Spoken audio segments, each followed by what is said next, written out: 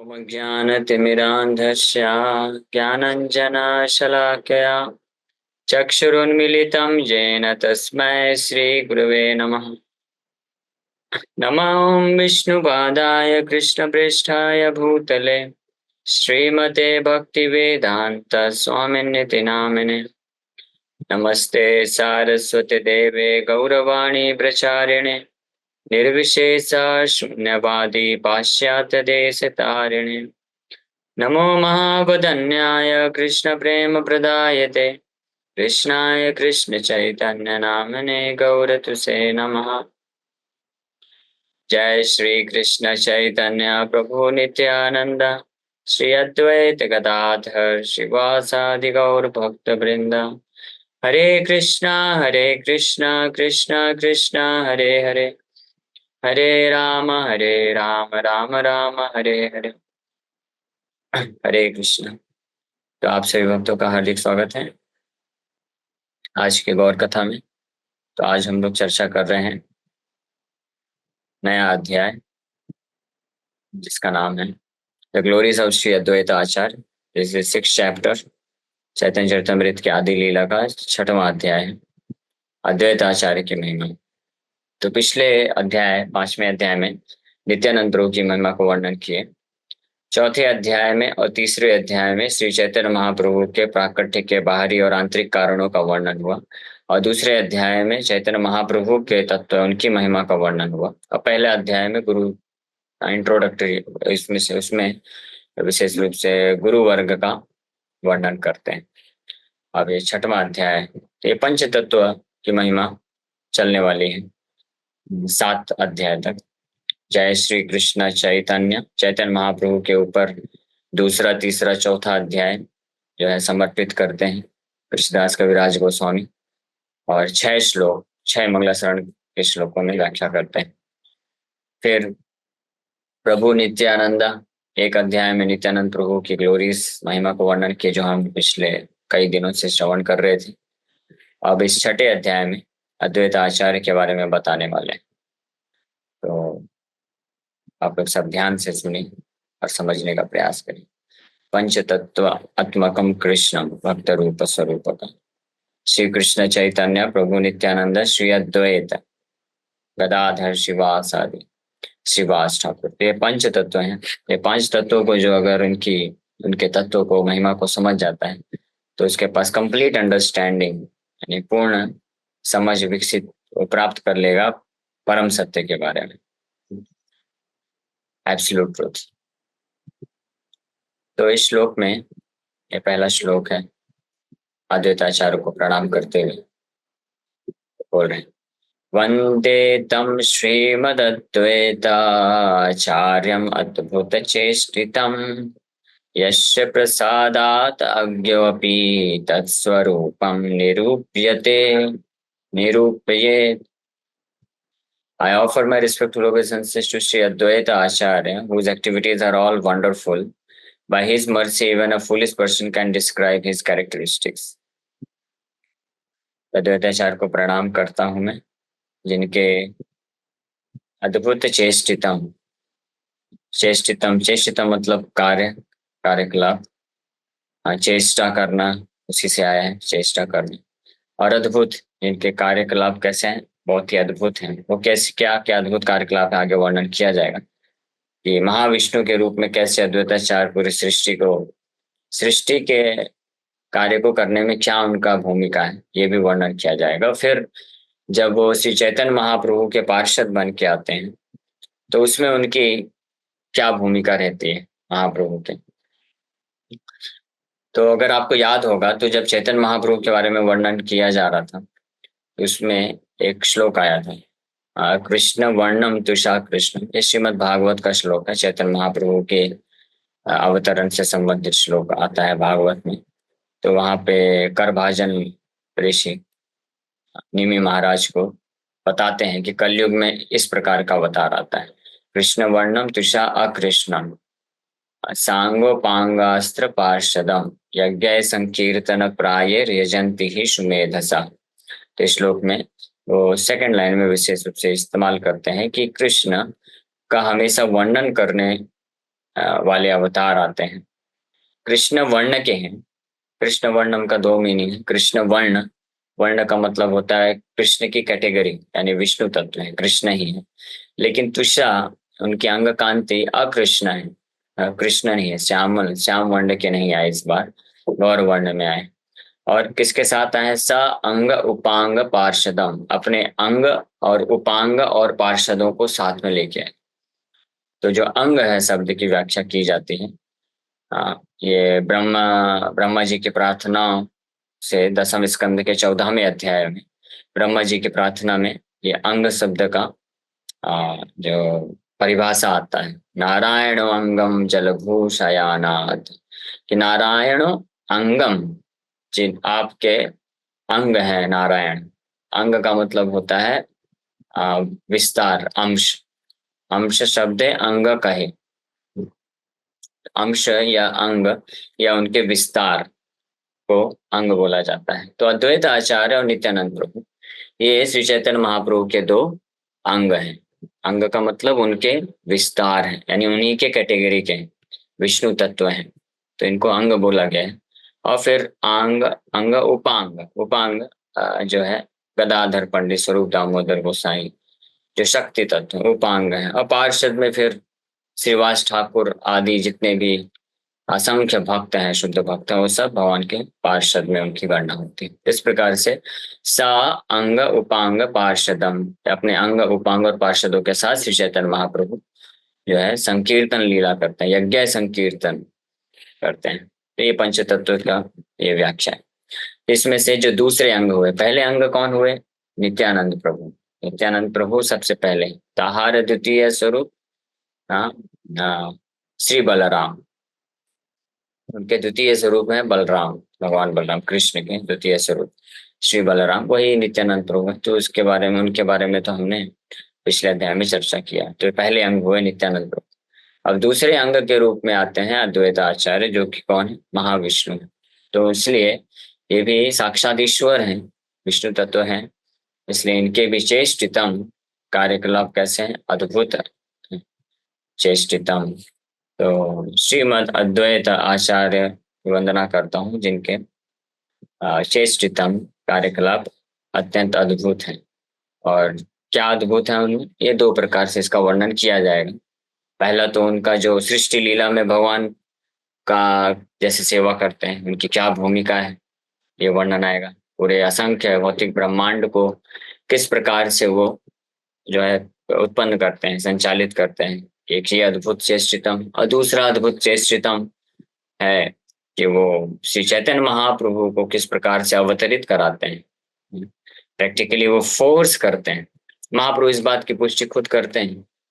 एक प्रसंग में, एक लीला में श्री चैतन्य महाप्रभु ये वर्णन करते हैं कि अद्वैता नाड़ा, प्रेम से महाप्रभु नाड़ा बोलते थे अद्वैताचार्य को। तो नाड़ा की हुंकार से मैं आया हूँ, उन्होंने मुझे फोर्स किया है। भगवान कृष्ण को फोर्स किए हैं अद्वैताचार्य। कैसे फोर्स किए, ये हमने थोड़ा सा श्रवण किया था पहले, कि जोर जोर से वो हुंकार करते थे। कृष्ण, हुंकार मतलब गर्जना करना, यानी कृष्ण का जोर से नाम लेकर के उनको बहुत ही उत्कंठित होकर के पुकारते थे कि आपको आना पड़ेगा, आना पड़ेगा, आप आइए, आइए। इस प्रकार जैसे जब छोटा बच्चा होता है, उसको माँ घर से दूर चली जाती है, बाहर चली जाती है, तो वो जिस प्रकार से बिलखते हुए पुकारता है, फोर्स कर देता है माँ को, तो माँ फिर बाहर से जल्दी जल्दी जो भी काम है अपना निपटा के फटक से भाग के आती है। तो वैसे अद्वैताचार्य हुंकार, अद्वैताचार्य के हुंकार को सुन करके, तो कृष्ण का शालिग्राम शिला में गंगा जल और तुलसी से अभिषेक करते हुए भगवान को हुंकार करते थे अद्वैताचार्य। तो उस हुंकार को सुन करके कृष्ण जो है अवतरित हो गए गौर सुंदर के रूप में। तो ये एक उनका अद्भुत चेष्टितम है। इसको, ये भी एक अद्भुत चेष्टितम है। और फिर तीसरा अद्भुत चेष्टितम, जब श्री चैतन्य महाप्रभु आ गए, उसके पश्चात महाप्रभु के आ, अपने आप को सर्विटर के रूप में, श्री चैतन्य महाप्रभु के दास के रूप में अपने आप को दास की पोजीशन में रखते हुए अद्वैताचार्य अनेकों अनेकों लीलाएं करते हैं। हालांकि अद्वैताचार्य कौन है? विष्णु तत्व है, भगवत तत्व है, भगवान है, कंट्रोलर है, ईश्वर है। लेकिन दो कारणों से वो अपने आप को हमेशा दास समझते हैं चैतन्य महाप्रभु को। एक तो है कि क्योंकि चैतन्य महाप्रभु कृष्ण हैं और कृष्ण से ही उनकी उत्पत्ति हुई, उनके अंग हैं वो, उनके विस्तार हैं, अंश हैं, तो इसलिए भी वो अपने आप को हमेशा कृष्ण का दास मानते हैं।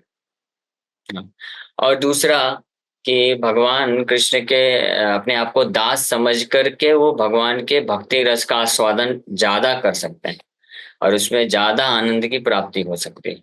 इसलिए भी क्योंकि भगवान बन करके भक्ति रस के तत्व, भक्ति रस को आस्वादन नहीं किया जा सकता है।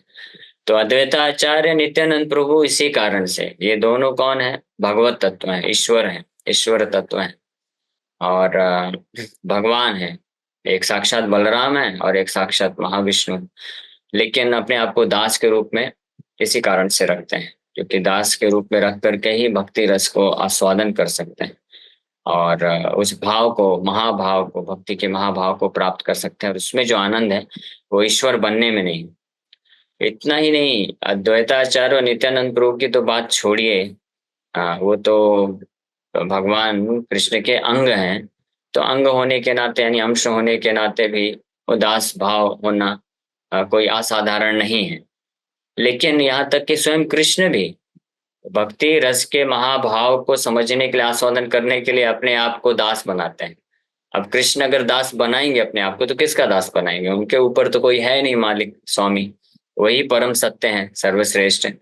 तो वो अपने आप को अपना ही दास बन के आते हैं और वो है श्री चैतन्य महाप्रभु। तो आप समझ सकते हैं कि भगवान के दास बनना, दास दासिया बनना और उनका सेवा करना, भक्ति करना, जो रस, उसमें जो दिव्य रस की प्राप्ति होती है वो कितना सर्वोच्च है और उसकी कितनी महिमा है कि भगवान स्वयं भी जो है, जो सबके मालिक हैं, विष्णु, नारायण, बलराम, अद्वैताचार्य, नित्यानंद प्रभु, सबके भी जो स्वामी हैं, तो वो भगवान भी एकल ईश्वर कृष्ण आर सब भृत्य, पिछले अध्याय में बताया गया कि एकमात्र ईश्वर कौन है? कृष्ण है, बाकी सब उनके दास दासी हैं।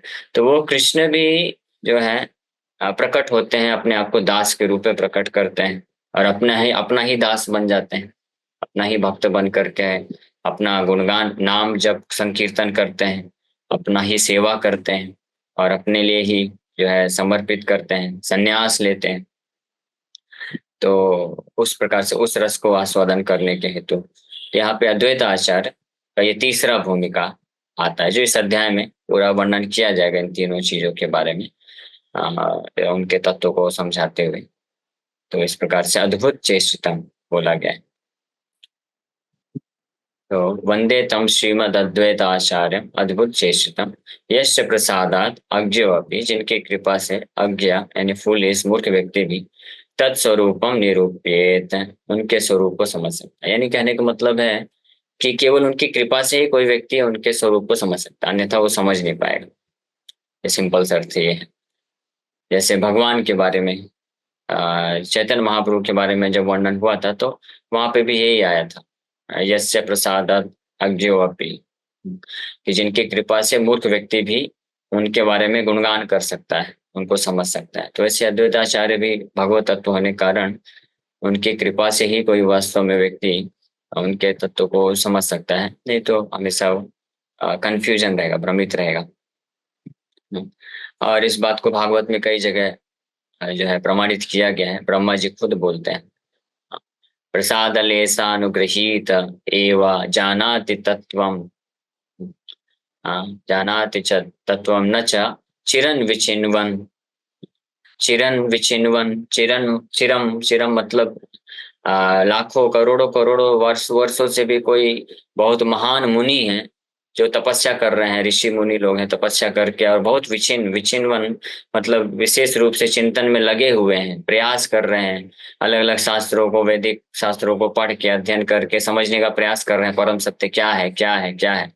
लेकिन ना चिरम विचिन्वन, वो फिर भी वो नहीं समझ सकते हैं। लेकिन जानाति तत्वम प्रसाद लेसानुग्रहीत एवं, एवं मतलब निश्चित रूप में, केवल, एवं मतलब निश्चित रूप में, और एव का मतलब होता है केवल, वो व्यक्ति जो प्रसाद लेसा अनुग्रहीत है, लेस मात्र, थोड़ा सा भी भगवान की, आपकी कृपा को, ब्रह्मा जी प्रार्थना अर्पण कर रहे हैं कृष्ण को कि आपकी कृपा का जो लेस मात्र भी प्राप्त कर लेता है, जानाति तत्व, वो आपके तत्व को जान जाता है, आपको समझ जाता है, वही जान सकता है। लेकिन जो बहुत ही चिरन विचिन्वन भी हैं, लेकिन लाखों लाखों वर्षों से भी लगे हुए हैं, मुनि हैं, वो भी आपके तत्व को समझ नहीं सकते हैं। तो भागवत में भी प्रमाण है। तो इसी प्रकार से यहाँ पे, और गीता में भी भगवान ये चीज बोलते हैं, भक्त्या माम अभिजानति यावन यस्यास्मि तत्वतः। भक्ति के द्वारा ही कोई मुझे वास्तव में मेरे तत्व को समझ सकता है। ना हम प्रकाश सर्वस्व योग माया समावृता। मैं हर किसी को के सामने अपने आप को प्रकट नहीं करता हूँ। यानी भगवान को जानना, समझना, देखना जो है वो हमारे अन्य किसी व्यक्ति के हाथ में नहीं है। वो किसके हाथ में? भगवान के हाथ में। भगवान चाहे तो प्रकट कर सकते हैं, भगवान चाहे तो ना प्रकट करें। अब भगवान कब प्रकट करते हैं? वो भक्त्या माम जाने, जो भक्ति श्रद्धा पूर्वक विनम्रता के भाव से समसिव होकर के भगवान के भक्ति योग में लगते हैं, भगवान के नाम जप में, विशेष रूप से नाम जप करते हैं, उनकी सेवा करते हैं, उनके बारे में श्रवण करते हैं। श्रवण भी भक्ति का बहुत ही महत्वपूर्ण अंग है। महाप्रभु के साथ जब कन्वर्सेशन हो रहा है रामानंद राय के साथ श्री चैतन्य महाप्रभु का, तो यही भागवत से ही ब्रह्मा जी की प्रार्थनाओं में से एक श्लोक कोट करके फिर बताते हैं, स्थाने स्थित श्रुतिगताम तनवान मनु जितो अपि अजितो अजितो अपि जितो असी। हाँ, कि आपको वो जीत लेता है कौन? जो केवल अपने स्थान में स्थित होकर के सन्मुखरिताम भवदीय वार्तम, सन्मुखरिताम, सन मतलब सत, सतमुखरिताम, जो सत मतलब शुद्ध भक्त हैं, उनके मुख से भवदीय वार्ताम, आपकी वार्ताओं को जो श्रवण करता है, स्थान स्थित श्रुतिगताम, अपने अपने जगह पर रहते हुए वो बस श्रवण करते जाता है, केवल सुनने मात्र से वो जो आप जो अजीत हैं, जिनको कोई जीत नहीं सकता है, उनको भी वो जीत लेता है बड़ी आसानी से। तो इस प्रकार से हर भागवत में भी, गीता में भी ये प्रमाणित किया गया है कि उनकी कृपा से कोई व्यक्ति इस उनको समझ सकता है। तो इसी के साथ हम लोग अद्वैत आचार्य की कृपा की याचना करते हुए आगे बढ़ते हैं, उनके तत्वों को समझने का प्रयास करेंगे। जय जय श्री चैतन्य जय नित्यानंद, जय अद्वैत चंद्र जय गौर भक्त वृंद। पंचश्लोके कहिल श्री नित्यानंद तत्वा, श्लोक द्वय कहि अद्वैताचार्य महत्वा। In 5 verses, I have described the principle of Lord Nityananda. पंचश्लोक के कहिला श्री नित्यानंद तत्व, पिछले अध्याय में 5 श्लोकों में नित्यानंद प्रभु की महिमा को वर्णन की। अब श्लोक द्वय कही अद्वैताचार्य महत्व, अब 2 श्लोकों में अद्वैताचार्य के महत्व को मैं वर्णन करने जा रहा हूँ। तो पहला श्लोक उसमें से ये है जो यहाँ पे आया है 4थे नंबर श्लोक में। पहला श्लोक है तो इसका व्याख्या करेंगे, फिर एक और श्लोक आएगा उसका फिर व्याख्या करेंगे। तो ये पहले श्लोक में अद्वैताचार्य के तत्व को बताया जा रहा है, और जो दूसरा श्लोक जो आएगा तो उसमें अद्वैताचार्य के आचार्य की क्या भूमिका है उसका वर्णन किया जाएगा। महाविष्णुर जगत कर्ता मायया यह सृजत्यदा, तस्यावतार एवायम अद्वैताचार्य ईश्वरः। ये है अद्वैताचार्य का तत्व। क्या तत्व है? Lord Advaita Acharya is the incarnation of Mahavishnu, whose main function is to create the cosmic world through the actions of Maya. ये उनका मेन फंक्शन महाविष्णु। महाविष्णु के दो स्वरूप हैं, ये आगे वर्णन आएगा। एक स्वरूप से महाविष्णु जो है असंख्य ब्रह्मांड को प्रकट करते हैं, फिर वही महाविष्णु अपने दूसरे स्वरूप में जो कि उनसे अभिन्न है, जिसको अद्वैत आचार्य बोला जाता है। अद्वैत आचार्य महाविष्णु के ही दूसरे स्वरूप हैं। तो वो जो है माया के द्वारा ये जो असंख्य ब्रह्मांड प्रकट होते हैं, तो उनको सृष्टि करता है, उनको संचालित करता है। और भगवान शिव, सदा शिव भी इसी रोल में है। तो इसलिए अद्वैताचार्य को कभी कभी कंबाइंड इनकारनेशन बोल दिया जाता है। वो महाविष्णु और शिव जी के कंबाइंड इनकारनेशन है। ये कहीं कहीं सदा शिव के अवतार के रूप में भी वर्णन किया जाता है, क्योंकि उनके फंक्शन सिमिलर हैं भगवान शिव से। तो ये सदा शिव जो है वैकुंठ के हैं।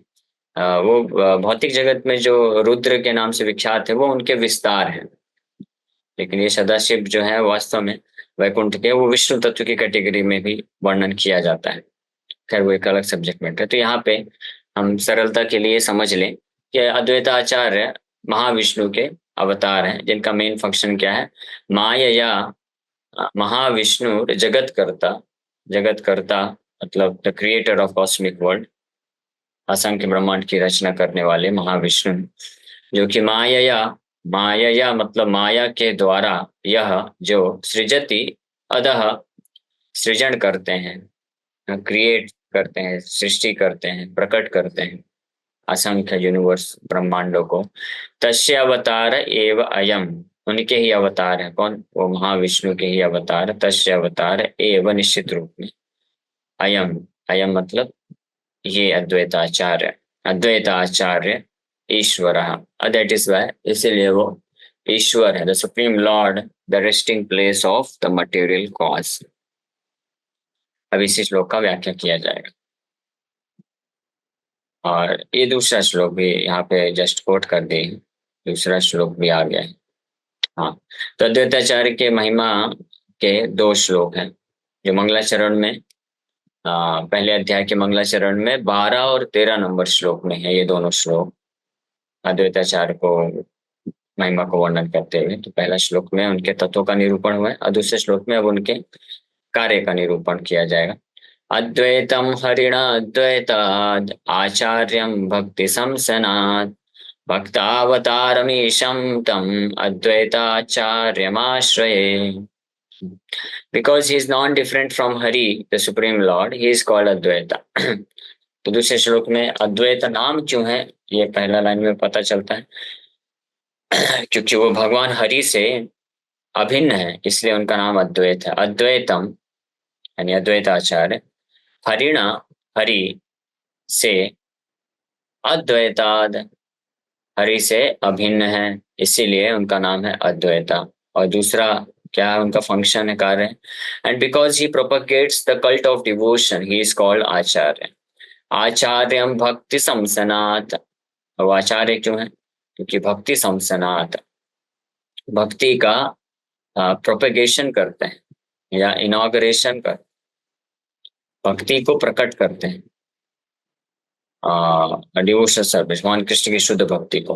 और ये अद्वैताचार्य के बारे में जब आगे वर्णन होगा तो पता चलेगा कि अद्वैताचार्य भगवत गीता, भागवत शास्त्रों के हर एक श्लोक से, गीता के हर एक श्लोक का भगवान कृष्ण की शुद्ध भक्तिमय तरीके से व्याख्या करते थे और बहुत एक्सपर्ट थे, इसलिए वो आचार्य माने जाते हैं। तो इसका मतलब ये है कि आचार्य उनको बोला जाता है। हालांकि आचार्य तो आजकल कई लोग लगा लेते हैं, फलाना फलाना आचार्य, लेकिन आचार्य का डेफिनेशन क्या है, आचार्य का डेफिनेशन यहाँ पे पता चलता है। आचार्यम भक्ति संसनाद, जो कि शास्त्रों के द्वारा भगवान कृष्ण की शुद्ध भक्ति को प्रकाशित करते हैं, वो कहलाते हैं आचार्य।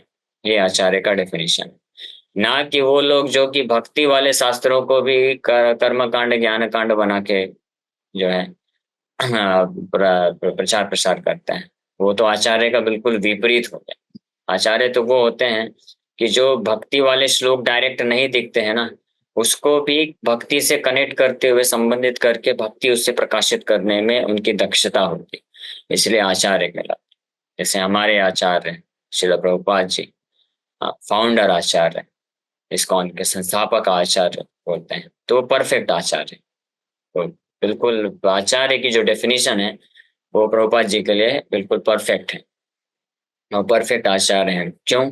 क्योंकि प्रभुपाद जी ने जितने भी ग्रंथों की रचना की, विशेष रूप से भगवत गीता और भागवतम, और भगवत गीता के हर श्लोकों को भगवान की भक्तिमय तरीके से व्याख्या करने में एक्सपर्ट, तो इसलिए आचार्य कहलाता है। एक बार, वैसे समय हो गया, लास्ट एक छोटा सा डिस्कशन बता देता हूँ। एक बार किसी व्यक्ति ने कंप्लेन किया प्रभुपाद जी के एक शिष्य को, उनको भगवत गीता दी, और भगवत गीता वो व्यक्ति पढ़ा, भारतीय व्यक्ति था। तो वो कंप्लेन किया कि अरे आपके स्वामी जी ने, आपके गुरु जी ने तो गीता के हर अध्याय में, हर श्लोक में केवल कृष्ण भक्ति ही डाल दिया है। ऐसा थोड़ी ना होता है, कर्म योग में भी कृष्ण भक्ति, ज्ञान योग में भी कृष्ण भक्ति। तो भक्त जाकर प्रभुपाद जी को ऐसा बताया कि वैसा वैसा कंप्लेन कर रहे हैं। तो प्रभुपाद जी बोले कि that means he is reading my Bhagavad Gita nicely. Prabhupada ji बोले कि वो इसका मतलब पढ़ रहा है, अच्छी बात है, तो कंप्लेन नहीं है, वो तो क्रेडिट है। इस प्रकार से प्रभुपाद जी आचार्य है। ओके, तो हम लोग यहीं पे विराम करेंगे, कल और चर्चा करेंगे इस श्लोक। किसी वक्त का कोई प्रश्न है तो पूछ सकते हैं। हरे कृष्ण। हरे कृष्ण प्रभु जी। हरे कृष्ण प्रभु जी। बोलिए बोलिए। हरे कृष्ण प्रभु जी, थैंक यू, दंडवत प्रणाम। प्रभु जी, जैसे चैतन्य महाप्रभु राधा कृष्ण के रूप में प्रकट हुए, तो अगर कोई नॉर्मल भक्त जो भक्ति में भी सिर्फ सीख रहा है, बढ़ रहा है, तो क्या इस भाव को कभी 1% भी समझ सकता है जो उन्होंने समझा है चैतन्य महाप्रभु के रूप में? हरे कृष्ण। हाँ, तो अगर चैतन्य महाप्रभु की जो प्रामाणिक शिक्षाएं हैं, प्रामाणिक आचार्यों के द्वारा, उनके परंपरा में जो आ रहे हैं, उनके माध्यम से अगर कोई श्रवण करेगा, सुनेगा तो समझ सकता है, सीख सकता है कि चैतन्य महाप्रभु कौन है, चैतन्य महाप्रभु के तत्व को जान सकता है। यही तरीका ही है। ओके, और कोई प्रश्न योगेश को? तो टाइम वेस्ट हो जाएगा। ओके प्रभु जी। सो एक्चुअली है ना, उसमें ये पूछा था कि हमको कम कर्म करते रहना चाहिए, फल की चिंता नहीं करना है, फल भगवान के ऊपर सौंप दो।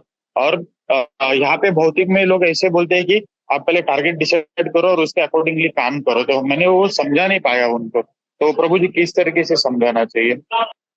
अब ये बहुत बड़ा सब्जेक्ट मैटर है। इसमें तो आप एक काम करिए, भगवत गीता का प्लेलिस्ट निकालिए, 2.47 दूसरे अध्याय का 47वां नंबर श्लोक में 3 दिन हमने चर्चा किया है इस कॉन्सेप्ट पे। आप वो एक बार उनको सुना सकते हैं, आप भी सुन सकते हैं। कर्मण्येवाधिकारस्ते मा फलेषु कदाचन, इस श्लोक पे। तो इसमें आपको क्लियर हो जाएगा कि जब हम फल के ऊपर विचार करते हुए कार्य करते हैं ना, तो हमारा एफिशिएंसी और कम हो जाता है और टेंशन बढ़ता है। इसलिए भगवान ने जो बोला है कि फल पे विचार मत करो, कर्तव्य का पालन करो। ओके, यस, हरे कृष्ण। प्रभु जी आपके चैनल पे है क्या अवेलेबल दूसरे अध्याय का हाँ, 46 है। 47? हाँ, चलेगा तो अब उसमें रेफर ओके 2.47। ओके प्रभु जी, हरे कृष्ण। और कोई प्रश्न है?